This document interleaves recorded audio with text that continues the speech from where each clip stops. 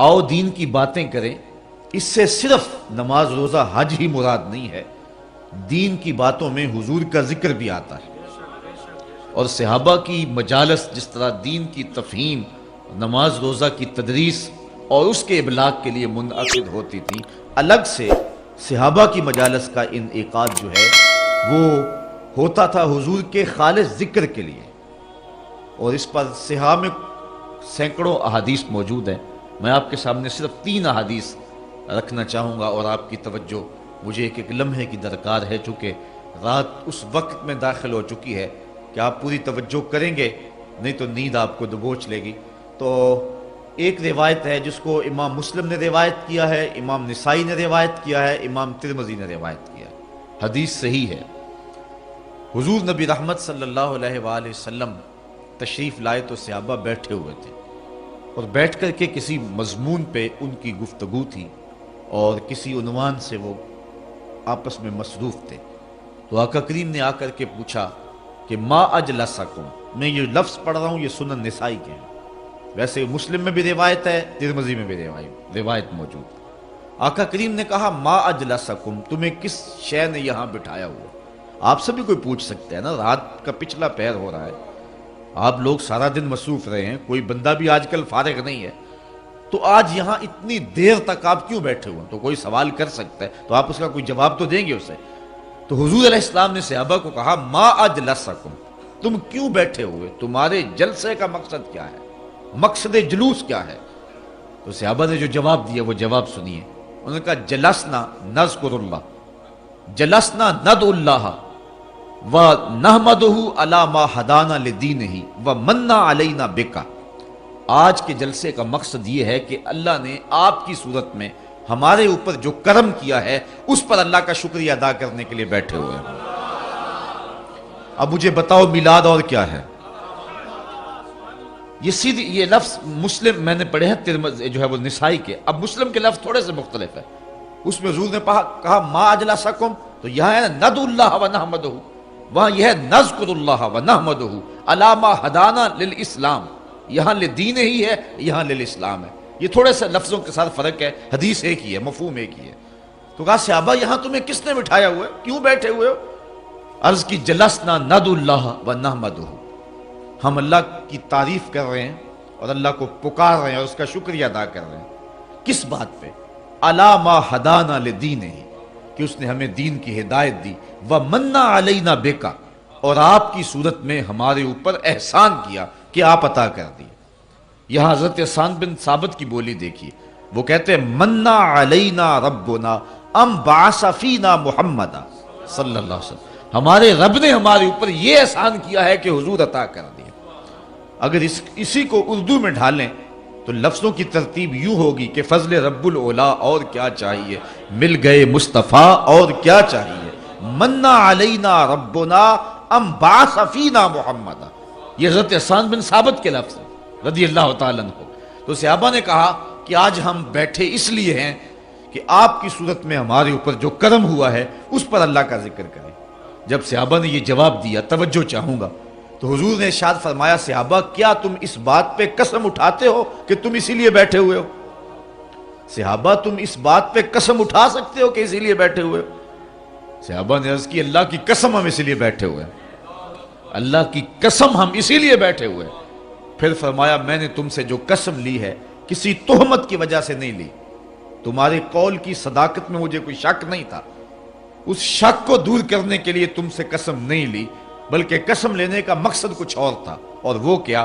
اتانی جبریل فاخبرنی ان اللہ یباہی بکم الملائکہ، تم تو باہر بیٹھے تھے، اندر میرے پاس جبریل آئے، انہوں نے مجھے آ کر کے کہا محبوب ذرا باہر نکل کے تو دیکھو کیا ہو رہا ہے، ان اللہ یباہی بکم الملائکہ، اے صحابہ تمہارے اس عمل پر اللہ فرشتوں میں فخر فرما رہا ہے۔ وہ کون سا عمل تھا جس پہ اللہ فخر فرما رہا ہے؟ یا رسول اللہ جلسنا نذکر اللہ ونحمدہ علی ما ہدانا للاسلام، آج ہم اس لیے بیٹھے ہیں کہ اللہ نے ہمیں ہدایت اسلام دی ہے، اس پر اللہ کا جو ہے وہ شکر ادا کر رہے ہیں اور اس کا ذکر کر رہے ہیں، وَمَنَّ عَلَيْنَا بِكَ، اور آپ کی صورت میں ہمارے اوپر جو کرم ہوا ہے اس پر اللہ کا شکر ادا کر رہے ہیں۔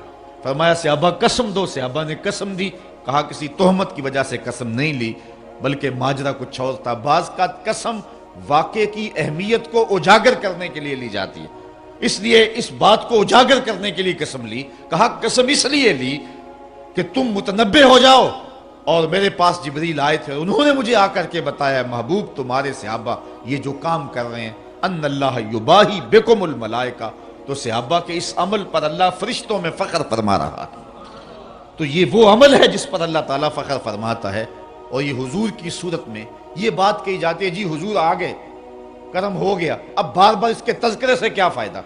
ٹھیک ہے نماز پڑھو، روزے رکھو، دین پہ عمل کرو، ساری رات نعت خوانی کرتے رہنا اور ساری رات اسی بات کا تذکرہ کرنا کہ حضور آگے، حضور آگے، ٹھیک ہے جی آگے، اس پر کیا تبصرے کی ضرورت ہے؟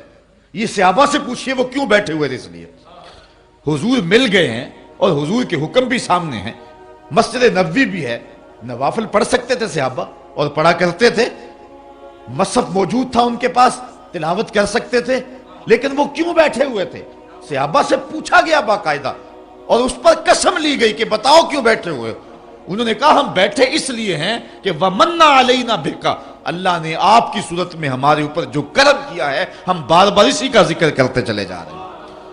اللہ اکبر۔ تو ایک بات تو یہ بات ذہن میں رکھیں کہ صرف نماز، روزے اور حج اور زکوٰۃ اور دیگر احکام شرعیہ کا نام ہی دین نہیں ہے، اکٹھے بیٹھ کے حسن محمد کی باتیں کرنا اور حضور کے آنے پہ اللہ کا تشکر ادا کرنا یہ بھی عین دین ہے۔ دوسری حدیث جس میں حضور علیہ السلام نے اپنا ذکر خود کیا، تشریف لائے، صحابہ باہم بیٹھے ہوئے تھے اور آج تذکرہ چل رہا تھا نبیوں کا۔ ایک نے بولا حضرت آدم علیہ السلام کی بڑی شان ہے، وہ ابو البشر ہے، انسانیت کا نقطہ آغاز ہے۔ دوسرا بولا بالکل ٹھیک کہا تم نے، لیکن حضرت ابراہیم علیہ السلام کا مرتبہ کون سا کم ہے؟ وہ بیٹے کی گردن پہ اللہ کے نام پہ چھری رکھ دیتے اور جلتی ہوئی آگ کے انگاروں میں چھلانگ لگا دیتے۔ تیسرا بولا حضرت موسیٰ علیہ السلام کا مرتبہ کون سا تھوڑا ہے، ہاتھ میں عصا ہے، سر پہ امامہ ہے، اور فرعون کے دربار میں کھڑا ہو کے اللہ کا نبی توحید کا اعلان کر رہا ہے۔ ایک نے کہا حضرت عیسیٰ علیہ السلام کی شان کون سی کم ہے؟ یہ گفتگو کر رہے تھے، آگے تذکرہ تو آنا ہی حضور کا تھا، لیکن حضور خود تشریف لے آئے، جس کا تذکرہ ہونا تھا وہ خود ہی آ گئے۔ آقا کریم فرمایا صحابہ کیا گفتگو کر رہے تھے؟ بلا جھجک کہا ہم نبیوں کا تذکرہ کر رہے ہیں۔ آج تو ایک پیر دوسرے پیر کا نام نہیں لینے دیتا، لیکن صحابہ نے کہا کہ حضور ہم نبیوں کا ذکر کر رہے ہیں۔ حضور خوش ہوئے، فرمایا تم نے کہا آدم صفی اللہ ہیں، ہوا کذالک، بالکل ایسے ہے۔ تم نے کہا نوح نجی اللہ ہیں، ہوا کذالک، بالکل ایسے ہے۔ تم نے کہا ہے کہ موسیٰ کلیم اللہ ہیں، ہوا کذالک، بالکل ایسے ہے۔ تم نے کہا عیسیٰ روح اللہ ہیں، ہوا کذالک، بالکل ایسے ہیں۔ آگے فرمایا الا وانا حبیب اللہ، سن لو میں بھی اللہ کا حبیب ہوں۔ لواء الحمد بیدی یوم القیامہ، سارا حمد کا جھنڈا قیامت کے دن میرے ہاتھ میں ہوگا۔ اور یہ جتنے نبیوں کا تم تذکرہ کر رہے ہو، آدم علیہ السلام سے لے کر کے حضرت عیسیٰ تک، یہ سارے کے سارے نبی میرے جھنڈے کے سائے تلے ہوں گے۔ ولا فخر، اور اس پہ میں فخر نہیں کرتا۔ یہاں ملا علی قاری نے مرقات میں بڑی خوبصورت بات لکھی، وہ کہتے ہیں بات فخر والی ہے، کرتے کیوں نہیں؟ ابو البشر، انسانیت کا نقطہ آغاز، جھنڈے کے سائے تلے کھڑا ہو، بات فخر والی ہے کہ نہیں؟ وہ ایک زمانہ تھا کہ کسی شخص کی والدہ فوت ہو گئی، تو ان کا شوق تھا کہ چیلم کی تقریب میں میری حاضری ہو۔ 3-4 گھنٹے کا سفر تھا، میں نے معذرت چاہی، تو اس نے کہا جی ہمارے اس مجمع میں بڑے سول اور فوجی حکمران آئیں گے، آپ کو پیغام دینے کا موقع نصیب مل جائے گا، اتنے لوگ بہانے سے اکٹھے ہوں گے۔ میں نے پھر بھی معذرت چاہی، تو اس نے کہا جی ہمارے ہاں ایک ایٹمی سائنسدان آئیں گے، تو آپ تو پھر آئیں، تو مجھے بھی شوق تھا انہیں دیکھنے کا، تو میں ان کے ہاں چلا گیا۔ جس کی والدہ فوت ہوئی اس کا تو سب کچھ اجڑ جاتا ہے، لیکن میں نے اس شخص کو دیکھا کہ اس کے پاؤں تلے زمین نہیں لگے، پاؤں زمین پہ نہیں لگ رہے تھے، اس خوشی میں کہ آج میرے گھر کے اندر ایسے ایسے مہمان ٹھہرے ہوئے۔ یار جس کے گھر کے اندر چند معزز اور معتبر مہمان ٹھہرے ہوں، خوشی سے اس کے پاؤں زمین پہ نہ لگیں، اور جس کے جھنڈے کے سائے تلے نبی کھڑے ہوں، پھر اس کی کیا کیفیت ہوگی؟ لیکن کہا ولا فخر، میں فخر نہیں کرتا۔ ملا علی قاری بولے ابو البشر، انسانیت کا نقطہ آغاز، جھنڈے کے سائے تلے، لیکن ہے ولا فخر، میں نہیں فخر کرتا۔ شہنشاہ حسینہ، ماہ خوباں، جس کے چراغ حسن سے پورا مصر روشن ہو گیا.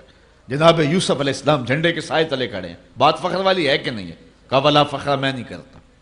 پاؤں کی ٹھوکر سے مردے کو زندگی دینے والا اللہ کا جلیل القدر نبی، بن باپ کے پیدا ہونے والا عیسیٰ روح اللہ، ماں کی آغوش میں نبوت کا اعلان کرنے والا اللہ کا جلیل القدر نبی، ماں کی آغوش میں اپنی نبوت کا اعلان کرنے والا اور اللہ کی طرف سے انہیں کتاب عطا کر